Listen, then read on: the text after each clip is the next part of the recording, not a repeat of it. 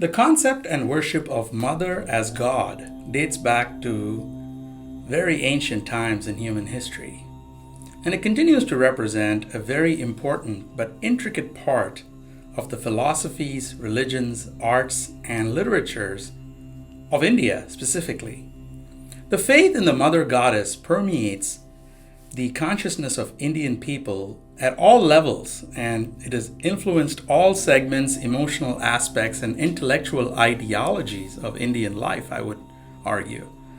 Even the Indian landmass is idealized as Bharat Mata, and she's pictured as a tall woman with long flowing hair, wearing a sari, and carrying a trident or a trishul in her hand. Now, the vision of nation as mother charged the hearts of 19th and 20th century patriots and freedom fighters in a way that it never had before. It's epitomized by the immortal anthem, Vande Mataram. And indeed, the whole of the earth is looked upon as Dharti Mata, Earth Goddess.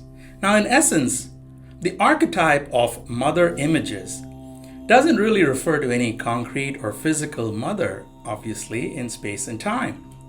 But it is a yearning towards an inward image of mother in our collective psyche.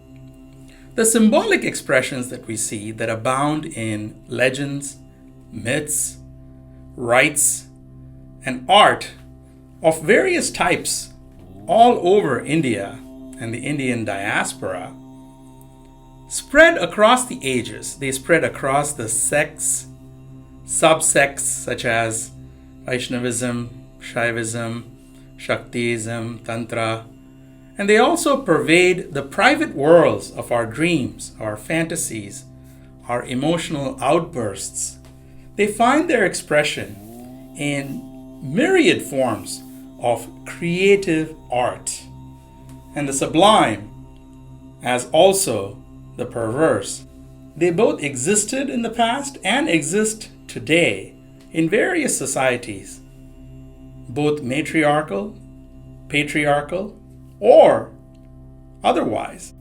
It is believed that most of the Puranas, also known as the Itihasas or the ancient histories in India, were rendered into written form only around 250 AD, so the 3rd century, and they had been transmitted for hundreds, possibly thousands of years in a oral format in Sanskrit.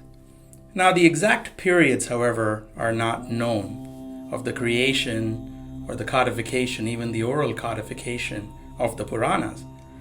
But we do know that in the Gupta period, the 400 AD to roughly 600 AD, the 5th to 7th centuries in India, which have been hailed as the golden age of Indian history, witnessed innovations in art and literature that were astounding. It was an age of true revivalism in literature, in art, in poetry, in performing arts, fine arts. And this literally improved the production of various texts into a codified written form. It was groundbreaking. It brought the lore of the gods, goddesses, mythical creatures, demons, closer to the common people. And each Purana was dedicated to the glorification of a particular god or deity, such as Vishnu or Shiva. Now, we should classify them as deities or demigods in a sense because, after all, the unifying principle of Brahman is really the one constant in Hinduism. All deities are regarded as aspects of Brahman, the underlying reality. Now, as we know, there are so many different Puranas. However, some Puranas did devote exclusive chapters to narrate the legends of the great goddess Devi, the mother goddess. And one such Mahapurana, or Great Purana, was the Markandeya Purana. And this was written down roughly somewhere between 250 and 400 CE or AD, as we talked about. Now, it has 13 chapters, the Markandeya Purana does, that are referred to as the Devi Mahatmyam.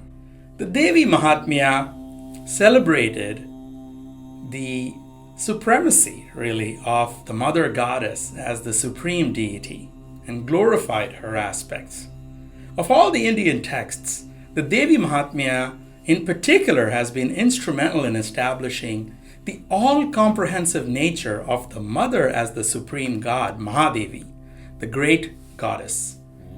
And many believe that the text of the Devi Mahatmya is a starting point for investigations into the nature of feminine transcendence. She is the power, the spiritual, moral, mental, biological, and psychological, as well as the physical, that underlies the universe. And it is believed that the Devi Mahatmya brings together various ancient traditions of female deities that were worshipped all over India in various forms and formats. It is believed that the Devi Mahatmya celebrates, in particular, the glory of the mother and her martial deeds, her ability to battle and defeat various ferocious and incredibly powerful asuras or demons.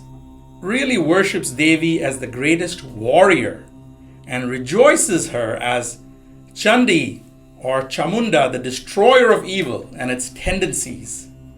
She is the protector of the world from demons, and she does so from time to time by assuming various forms. She is also Ambika, the mother who protects, and also Durga, the goddess who saves us from all sorts of miseries and difficulties. And it is she who, just as a boat, takes the devotees across oceans of existence.